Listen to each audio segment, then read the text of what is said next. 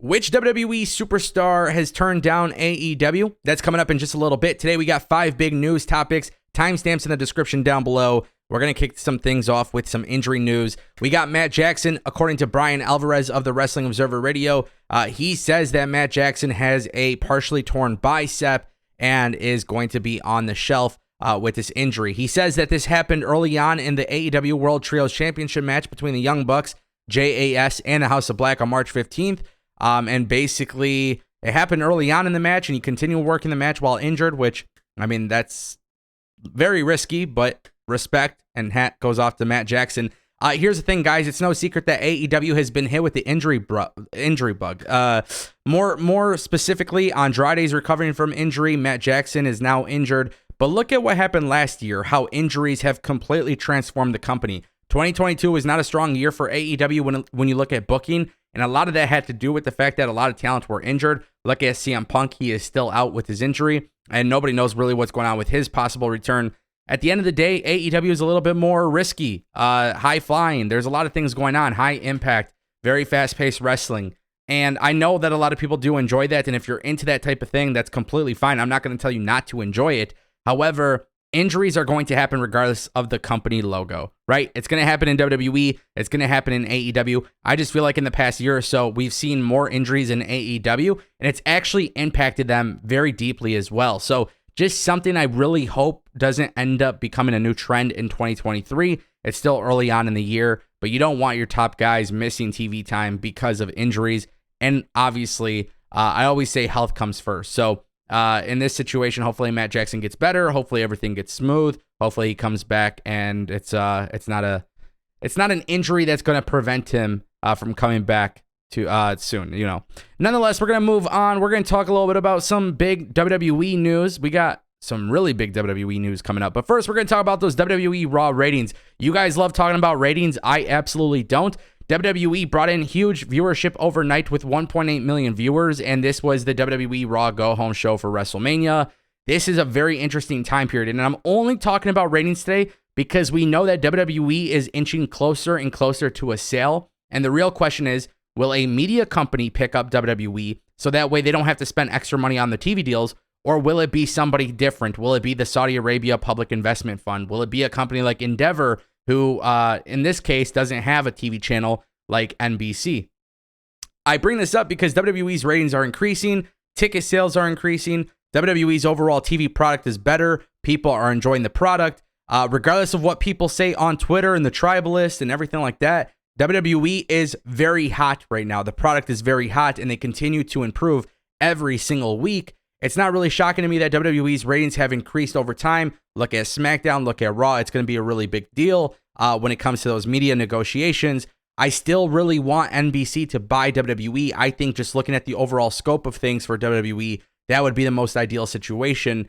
And if you're the WWE and you sell to NBC, getting SmackDown on Fox, getting it away from Fox onto NBC, having Raw on USA Network, having NXT on USA Network. At that point, maybe even WWE Main Event or WWE, whatever, Level Up, right? Any of these shows, if NBC owns the WWE, they can do whatever they want with that. And I think because of Peacock having the WWE Network, they're the company that would probably most likely be inclined to keeping that library public for everybody, which means we don't have the risk of losing access to that tape library. Maybe a company like Disney says, hey, we don't want the Attitude Era. We don't want this. We don't want that. It's kind of scary when you think of another company buying the WWE because everything you know and love about WWE right now can change.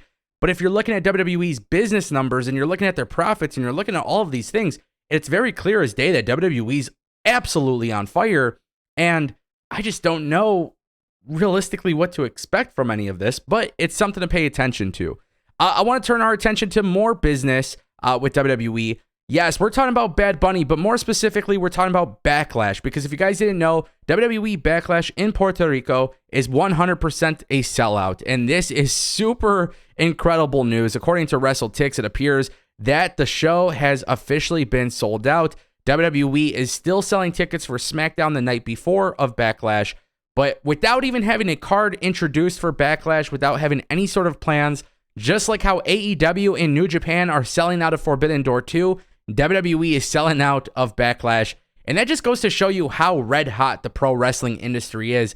The only thing that we know is that Bad Bunny will be involved. And that in its own is already massive news because Bad Bunny comes from Puerto Rico. But this is going to be a massive success for WWE. I suspect that entire weekend will be a massive success for WWE. And quite honestly, if you're looking at WWE's overall 2023, I think it's already trending in such a great direction that whoever buys WWE realistically doesn't even have to make many changes to WWE because things are just going so hot. Why ruin that? Why would you jeopardize this? WWE is doing all-time profits, all-time attendance. They're setting records in certain venues. I mean, literally, this is the best WWE has probably ever been business-wise. Why would you change it? So I look at this as another example as to whoever buys WWE, it would more than likely be better for you to just keep the things the way they are. Cut the checks if you need to. Put your company logo wherever you want. Maybe freshen up the look of Raw and SmackDown. That's cool. Don't change the booking. Don't change the way business is being done because clearly WWE is doing very well here. Guys, WWE has massive plans for Bianca Belair. It appears that a very special entrance is being planned for Bianca Belair at WrestleMania 39.